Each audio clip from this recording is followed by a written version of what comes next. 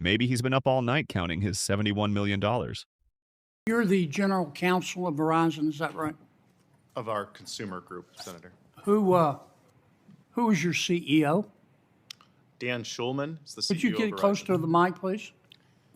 Dan Schulman is Why the isn't CEO. he of here Verizon. today?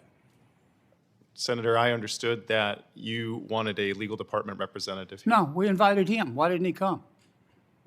Senator, that was my understanding is that you were looking for legal department testimony. Well, does he know you're here? Yes, Senator. Huh.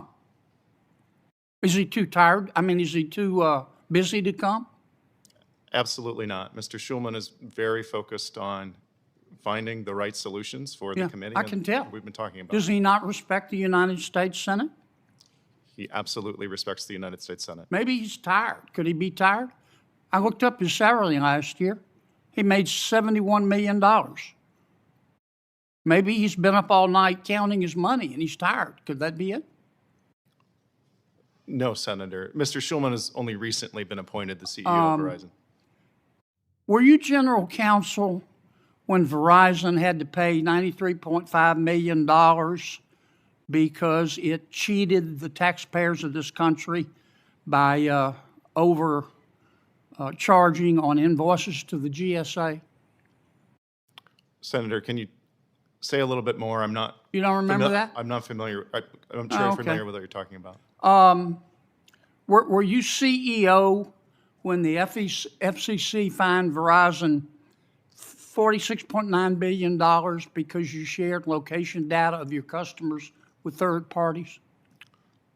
I am not now and have never been the CEO of Verizon, but I'm I familiar. mean, were you general counsel? I was not in my current role, but I'm familiar with the matter you're talking about. Yeah. Were you general counsel of Verizon when Verizon had to pay $30 million in ERISA litigation for cheating their own employees? Senator, I have some familiarity with that matter. I was not in my current role. Thought you might. Were you general counsel of Verizon when you guys and gals implemented racial quotas in hiring? Senator, I'm not quite sure what you're talking about. Yes, I do disagree with yes, the you do. suggestion that. Yes, you do. You know perfectly well what I'm talking about, counsel. Were you general counsel of Verizon when Verizon implemented quotas in hiring based on gender? Senator, I'm not aware of Verizon ever implementing quotas Sure you are. in hiring. That's based on illegal, gender. isn't it? You know it's illegal, don't you? I understand it's illegal, Senator, and I'm not aware of Verizon ever having done that. Yeah. Well, you took con law?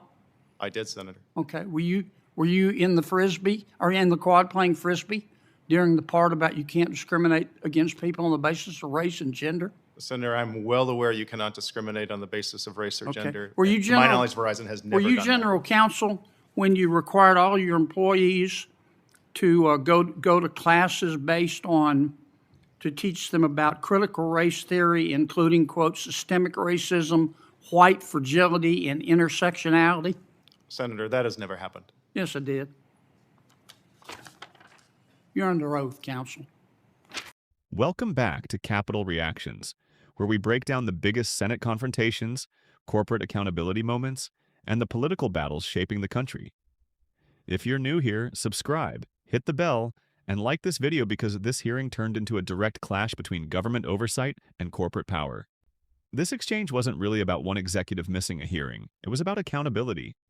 Senator Kennedy used humor, sarcasm, and sharp questioning to make a broader point. When massive corporations face accusations involving consumer privacy, government contracts, workplace policies, or public trust, lawmakers expect top leadership to answer directly. And that's something many viewers instantly connect with. People often feel that large corporations operate behind layers of lawyers, public relations teams, and carefully crafted statements. So when senators publicly demand answers from executives, it creates a moment that feels less scripted and more personal. But there's another lesson here too. In leadership, perception matters almost as much as policy.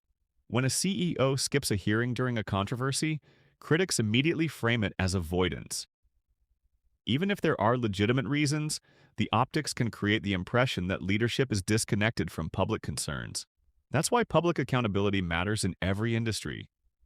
Whether you run a business, manage a team, or represent an institution, People expect transparency when trust is questioned. The longer concerns go unanswered, the more suspicion grows. Kennedy also leaned heavily into plain language communication here. Instead of legal jargon, he simplified the conversation into questions everyday people understand immediately. Did leadership know? Who was responsible? Why should the public trust the company? And politically, that style works because audiences respond to clarity over complexity. This hearing also highlights a growing trend in Washington: increasing scrutiny of major corporations over data privacy, workplace policies, and consumer protections.